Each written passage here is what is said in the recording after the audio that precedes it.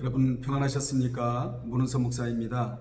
이 시간에는 잠언 5번째 시간으로 잠언 1장 20절로 26절의 말씀을 통하여 하나님 주시는 은혜를 함께 나누겠습니다. 잠언 1장 20절로 26절은 지혜를 따르라는 말씀입니다. 우리가 무엇을 따라 살아야 하는가에 대한 답을 제시해주고 있는데, 본문에서 말하는 지혜는 총명을 말하는 것이 아닙니다. 인격적 지혜를 말합니다.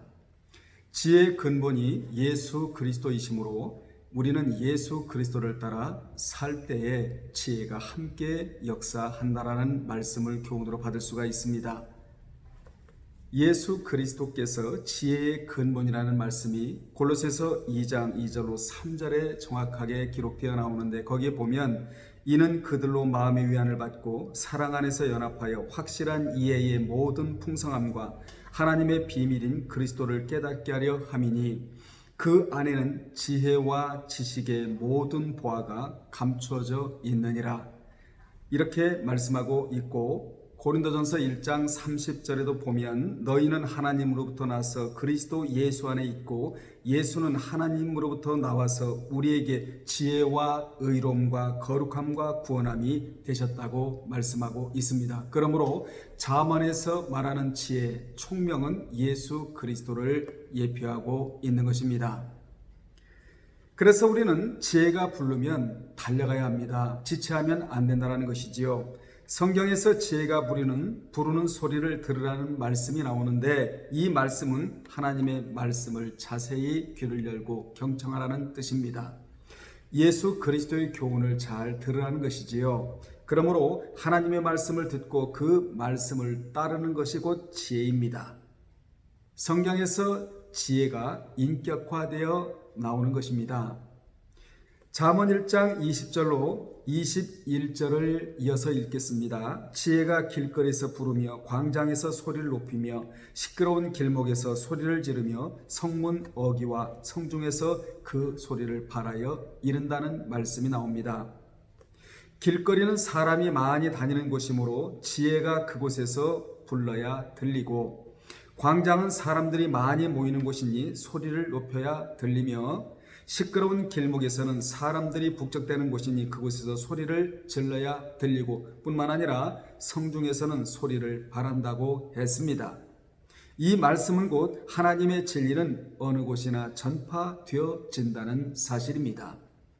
그 진리를 들은 우리가 이제는 어느 길거리에서나 광장에서나 시끄러운 길머리에서나 소리를 질러야 한다는 것입니다.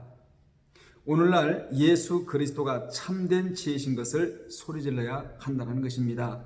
다시 말하면 예수 그리스도를 전하며 살아야 한다는 것이지요. 세상적인 지혜는 아무리 외쳐도 하나님의 지혜를 알 수가 없습니다. 그래서 하나님은 세상 사람들이 보기에 미련해 보이는 하나님의 지혜를 통하여, 이게 복음이거든요, 이 지혜를 통하여 그들을 하나님 앞으로 인도하게 하시는 것입니다. 그들을 인도하기 위해서는 우리가 먼저 철저히 하나님의 지혜로 살아야 합니다. 지혜로 사는 것은 곧 예수로 사는 것이지요. 예수님 당시 유대인들은 주님이 전하시는 하나님의 진리를 좋아하지 않고 엘리야를 사모한 나머지 그가 끼쳤던 표적을 좋아하고, 그리고 병 낫기를 좋아하고 큰 권능이 나타나는 것을 좋아했습니다. 그리고 헬라인들은 세상적인 지혜, 필로소피아, 즉 철학을 좋아하며 구하며 살았다고 고린도전서 1장 22절에 기록되어 있습니다. 주님은 표적을 구하는 자들에게 악하고 음란한 세대가 표적을 구한다고 책망을 하셨는데, 그러므로 우리가 구할 것은 무엇입니까? 하나님의 지혜입니다. 즉 말씀을 구해야 바르게 건강하게 살면서 하나님의 뜻을 올바로 세워나갈 수 있게 되는 것입니다. 인간이 아무리 지혜롭다고 해도 하나님보다 지혜로울 수는 없습니다. 왜 그렇습니까? 하나님은 우리의 창조주이시고 우리는 그분에 의해 지음받은 존재이기 때문입니다. 22절에 이런 말씀이 기록되어 있는데, 너희 어리석은 자들은 어리석음을 좋아하며 거만한 자들은 거만을 기뻐하며 미련한 자들은 지식을 미워하니 어느 때까지 하겠느냐 라는 말씀입니다. 22절을 나누어 생각하면, 첫째, 어리석은 자들은 어리석음을 좋아합니다. 어리석은 사람일수록 어리석음을 좋아하기 마련인데 또한 어리석은 사람일수록 고집이 셉니다. 어리석은 자는 자신이 부족하다는 사실을 모르기 때문에 고집이 얼마나 센지 모릅니다. 그러한 자에게 어찌 사람의 능력으로 복음을 넣어줄 수 있겠습니까? 하나님의 능력이 아니고서는 복음을 넣어줄 수가 없습니다. 그렇게 어리석음을 어떻게 인간의 힘으로 능으로 벗겨낼 수가 있겠습니까? 하나님의 능력으로만 가능합니다. 그러므로 우리가 먼저 지혜를 마음에 담아서 그것을 능력으로 발산시켜 영이 죽은 자를 살리는 이러한 역할을 우리가 해야 될 줄로 믿습니다. 두 번째로 거만한 자들은 거만을 기뻐한다 라고 기록되어 있는데 어리석은 자는 고집이 세고 거만한 자리로 나가게 됩니다. 거만한 자의 특징은 자기뿐인 줄 압니다. 자기가 제일인 줄 안다라는 것이지요. 그런데 성경은 그가 가장 어리석은 자다 이렇게 말씀합니다. 그러므로 믿는 자는 어리석음에서 벗어나고 거만함을 버려야 하는데 그러기 위해서는 지혜를 덧입어야 합니다.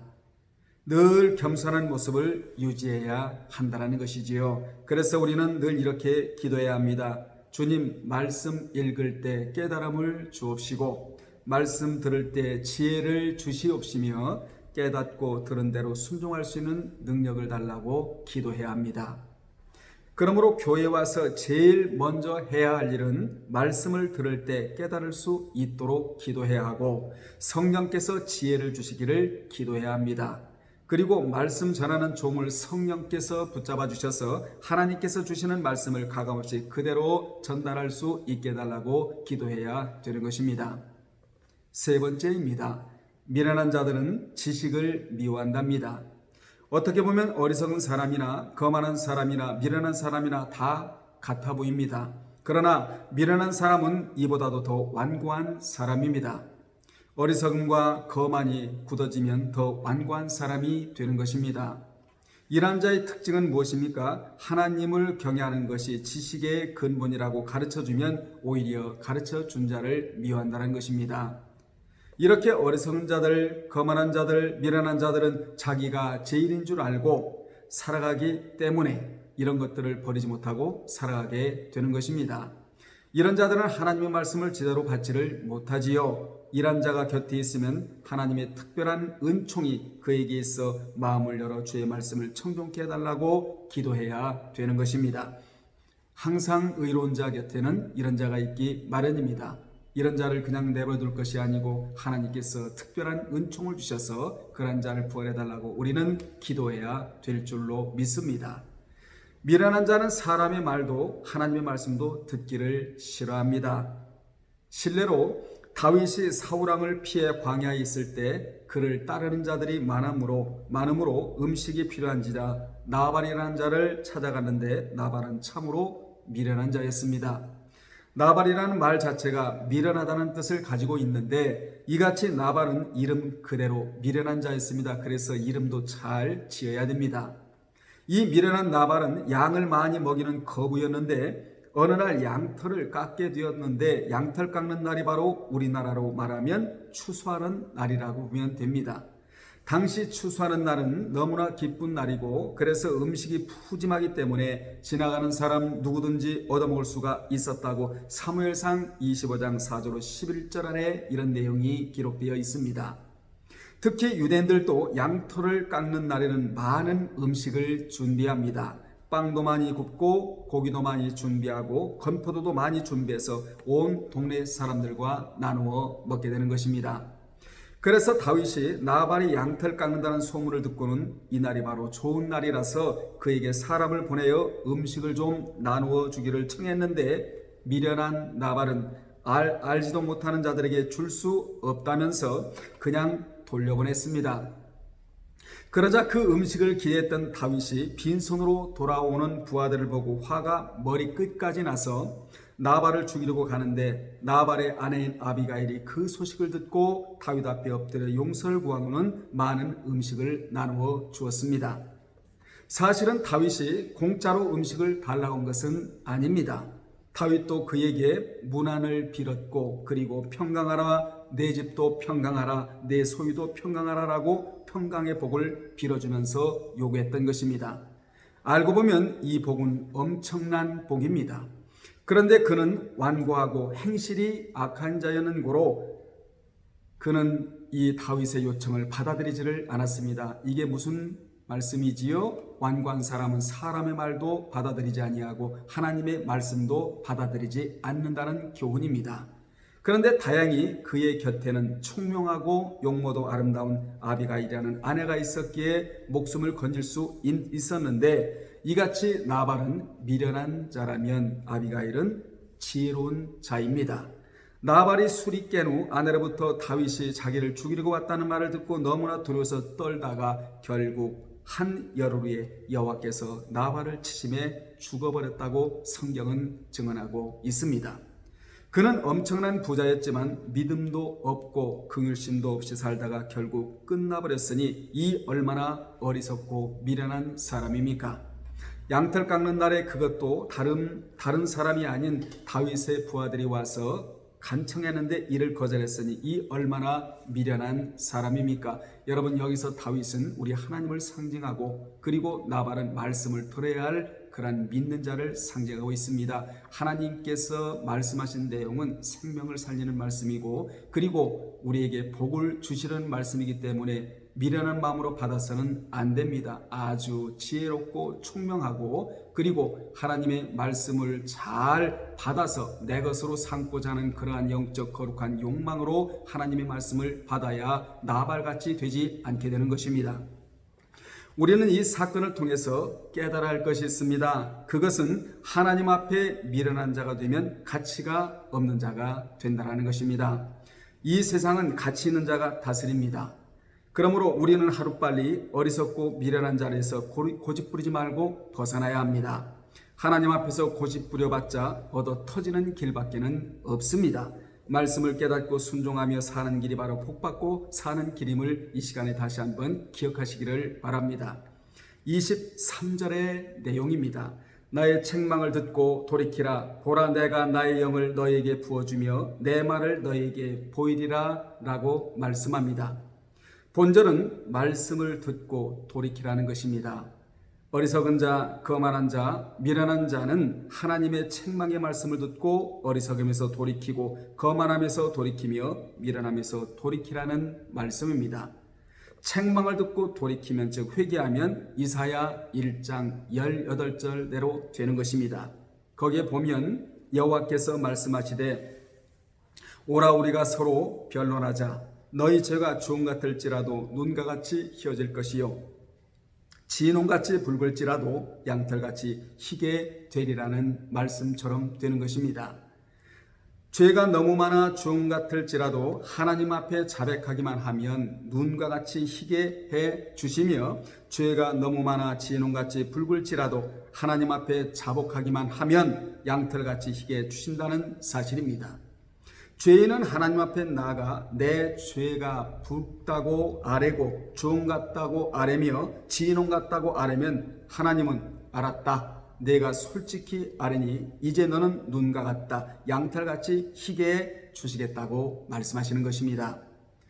그러므로 본절의 의미는 우리가 우리 죄를 하나님 앞에 자복하면 하나님께서 성령을 우리 마음에 부어주셔서 하나님의 말씀의 뜻을 깨닫게 되어진다는 것이지요. 다시 말하면 성령께서 우리 마음의 문을 열어주시면 전에는 무슨 뜻인지 몰랐던 말씀의 뜻을 깨닫게 된다는 것입니다. 이 말씀을 전에는 깨닫지도 못하고 읽고 들어도 전혀 깨달음이 없었는데 이제 성령께서 마음을 열어주셔서 깨닫게 된다는 것입니다. 여러분, 말씀이 깨달아지는 이유가 무엇입니까? 성령께서 마음의 문을 열어주셨기 때문입니다. 그러니까 하나님의 지혜의 말씀을 깨달으려면 먼저 자신의 죄를 회개해야 한다는 것이지요. 그렇습니다. 회개한 자만 여호와께 돌아올 수가 있습니다. 돌아온 자를 성령께서 마음의 문을 활짝 열어주셔서 그 말씀을 읽을 때나 들을 때 깨달음 있게 해주시는 것입니다. 이것이 하나님의 은총입니다. 이래야만이 성령 충만함을 받을 수가 있는데, 하나님께서는 회개하는 심령에 성령의 은혜를 주셔서 진리의 말씀을 깨닫게 주십니다. 돌이켜 회개하면 성령의 은혜를 부어 주십니다. 그냥 부어 주시는 것이 아닙니다. 돌이키는 행위가 반드시 수반되어야 하는 것입니다. 그래야 하나님께서 성령을 부어 주시며 하나님의 말씀을 우리에게 그대로 깨닫도록 해 주시는 것이지요. 우리 성령님은 진리 가운데로 인도하시는 분이기 때문에 그렇습니다. 성령은 진리 가운데로 우리를 인도하십니다. 이를 요한복음 16장 13절에서 밝히기를, 그러나 진리의 성령이 오시면 그가 너희를 모든 진리 가운데로 인도하시리니 그가 스스로 말하지 않고 오직 들은 것을 말하며 장래일을 너희에게 알리시리라 라고 말씀했습니다. 진리의 성령이 오시면 너희를 진리로 인도하실 것이라는 이 말씀은 모든 진리, 창세기서부터 계시록까지 들어있는 모든 진리를, 그 진리를 가지고 우리를 인도해 주시겠다는 것이지요. 성령은 자기 임의로 말하지 않고 오직 듣는 것을 말하시는데, 성령께서 여러분 어디 계십니까? 바로 우리 마음의 성전에 계시는 것입니다.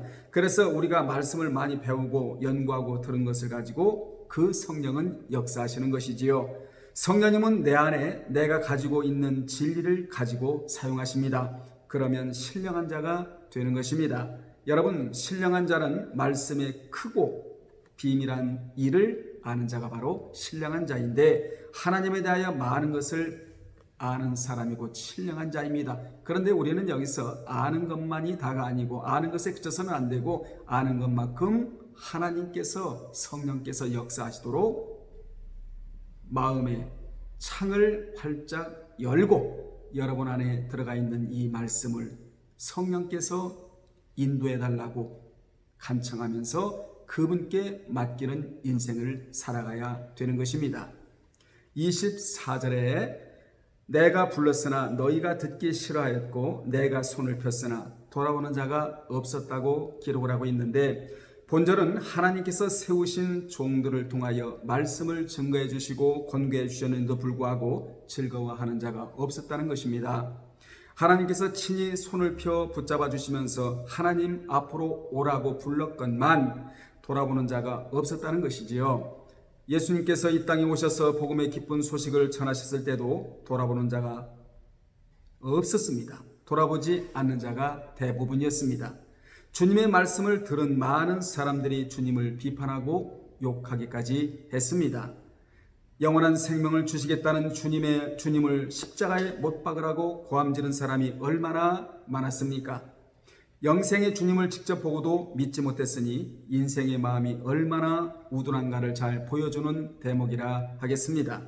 오늘날도 마찬가지입니다. 진리가 불러도 대답지 아니하고 인간 중심으로 살아가고자 하는 자들이 얼마나 많은지 모릅니다. 이것이 얼마나 어리석은 일입니까? 이것이 곧 망할 일입니다. 그러므로 우리는 인간 중심으로 살아가서는 안 되고 진리 중심으로, 지혜 중심으로 살아가야 될 자들이 예수 그리스도를 믿는 자입니다. 25절입니다. 도리어 나의 모든 교훈을 멸시하며 나의 책망을 받지 아니하였다고 기록을 하고 있는데, 예수님께서 2000년 전에 유대 땅에 오셨을 때 유대인들의 반응이 어땠습니까? 주님의 교훈을 멸시했고 책망을 받아들이지 않았습니다. 또한 그를 알지 못했고 영접하지도 않았다고 요한복음 1장 10절에서 12절에 기록되어 있습니다.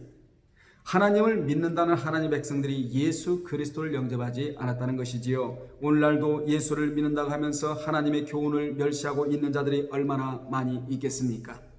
말씀을 지키지 않는 것은 곧 하나님의 말씀을 멸시하는 행위입니다. 잠언 13장 13절에 보면 말씀을 멸시하는 자는 패망을 이루고 그 계명을 두려워하는 자는 상을 받는다고 분명 기록되어 있습니다. 말씀을 멸시하는 자의 특징은 오직 사욕을 쫓을 스승을 많이 두고 복만 추구한다고 디모데후서 4장 3절로 4절에서 밝히고 있는데, 이 말씀이 중요하게 읽어드리겠습니다. 때가 이르리니 사람이 바른 교훈을 받지 아니하며 귀가 가려워서 자기의 사욕을 따를 스승을 많이 두고 또 귀를 진리에서 돌이켜 허탄한 이야기를 따른다고 했습니다. 세상적인 지혜, 세상적인 지식의 말, 문화, 스포츠, 또한 환경, 시사, 정치, 경제 이런 말을 좋아한다는 것이지요. 저는 말씀을 전할 때나 강의할 때나 세상 말을 가급적 하지 않으려고 합니다. 왜 그렇습니까? 하나님의 의도를 그대로 여러분에게 전해드리고자 하는 마음이 있기 때문에 그렇습니다. 하나님 앞에서 말씀을 전하는 자는 세상 말을 해서는 안 되는 것이지요. 하나님이 직접 내려오실 수 없기 때문에 주의 종을 하나님의 대언자로 세우셔서 하나님의 말씀을 그대로 대언하라고 강단에 하나님의 종을 세운 것입니다. 그래서 저는 하나님의 말씀만 전하려고 부단히도 노력하고 있습니다. 26절에 보면 너희가 재앙을 만날 때에 내가 웃을 것이며 너희에게 두려움이 임할 때에 내가 비웃으리라 라고 말씀하고 있는데, 본절은 왜 재앙을 만났는데 동정받지 못하고 비웃음을 당하고 두려움이 임했는데 동정받지 못하고 비웃음을 당하느냐는 말씀입니다. 왜 이렇게 되는 것입니까? 하나님의 말씀을 받아들이지 아니했기 때문에 이렇게 되는 것입니다. 우리는 세상 사람들과 사탄 앞에서 비웃음거리가 되면 안 됩니다. 하나님의 말씀을 받아들였다면 재앙을 만나지도 않았을 것이고, 하나님의 말씀에 그대로 순종했더라면 두려움이 임하지 않았을 텐데 말씀을 듣고도 돌아오지 않았기 때문에 이렇게 비웃음을 당한다는 것입니다. 그러므로 진리를 지켜야 재앙도 없고 비웃음도 두려움이 없으며 참된 평안과 기쁨이 있는 것입니다. 말씀을 지키면 진정한 평안이 다가옵니다.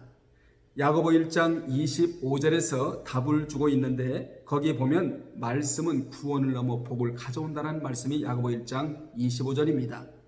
자유롭게 하는 온전한 율법을 들여다보고 있는 자는 듣고 잊어버리는 자가 아니요 실천하는 자니 이 사람은 그 행하는 일에 구원을 받는다는 말씀이 아니고 복을 받는다고 분명 기록되어 있습니다. 진리를 소중히 여기고 지키면 거기에 삶의 보장이 있게 되는 것입니다. 여러분, 예수 그리스도를 자신의 구속주로 믿으면 구원을 얻습니다. 구원을 얻은 자는 하나님의 말씀을 생명처럼 여기면서 그 말씀에 실행을 할 때 하나님께로부터 물질의 복과 평강의 복을 받을 수 있게 되는 것입니다. 이것을 이름하여 마카리오스 받는 복, 구약의 아수레이, 하나님의 말씀에 순종해서 하나님께로부터 당당히 받는 복을 구약에서는 아수레이라고 말하고 신약에서는 마카리오스라는 단어를 쓰고 있는 것입니다. 그러므로 여러분은 하나님께로부터 물질의 복과 마음의 평강을 받아 누리며 살아가기를 바랍니다. 결론 내리겠습니다. 우리는 무엇을 따라야 살아야 하는가? 즉 지혜, 진리를 따라 살아야 한다고 본문에서 강조하고 있습니다. 그리하려면 진리 즉 말씀의 조란자가 돼서는 안 됩니다. 바울은 고린도후서 11장 6절에서 이런 고백을 하고 있는데, 내가 비록 말에는 부족하나 지식에는 그렇지 아니하니 이것을 우리가 모든 사람 가운데서 모든 일로 너에게 나타내었노라 라고 고백을 했습니다. 제가 왜 이 말씀으로 결론을 맺느냐면, 하나님의 말씀 절대 조라면 안 된다는 것이지요. 채우고 채우고 모자라면 또 채우고 또 채우고 이렇게 우리는 평생 살아가야 되는 것입니다. 여러분의 가슴을 비워놓지 마시고 여러분의 가슴에 하나님의 진리로 채우십시오. 지혜로 채우시고 살아가시기를 바랍니다. 당시의 인기인은 웅변가나 힘있는 자, 즉 그리스 신화에 나오는 헤라클레스였습니다. 바울은 말 잘하는 웅변가나 힘있는 헤라클레스들보다는 졸했지만 하나님을 아는 지식은 절대로 졸하지 않다고 자랑을 했습니다. 이것이 자랑거리입니다. 진정한 자랑거리, 하나님께서 허락하신 자랑거리이지요. 말 잘하고 아무리 힘이 있어도 하나님을 아는 지식이 없으면 다 소용이 없다라는 것입니다. 그래서 말씀을 배울 기회가 오면 소중히 여기며 최선을 다해 배워야 하는 것입니다. 이는 마치 흘러가 버리는 물은 절대로 물레방아를 돌릴 수 없고 지금 흐르는 물이 물레방아를 돌릴 수 있듯이 말씀이 흐를 때 그 기회를 반드시 앞으로 접어야 합니다. 앞에서 잡아야 합니다. 왜냐하면 그 기회가 다시 오지 않을 수도 있기 때문입니다. 여러분은 말씀에 전신갑주를 입어 신앙이 흔들리지 않고 신앙이 서 있으면서 하나님과 교제하며 진리의 가치를 추구하며 말씀의 부한 자들이 돼서 하나님께로부터 복을 받고 살아가는 여러분들이 되시기를 주님의 이름으로 축원합니다. 다음에 찾아뵙겠습니다. 주님 안에서 평안하십시오.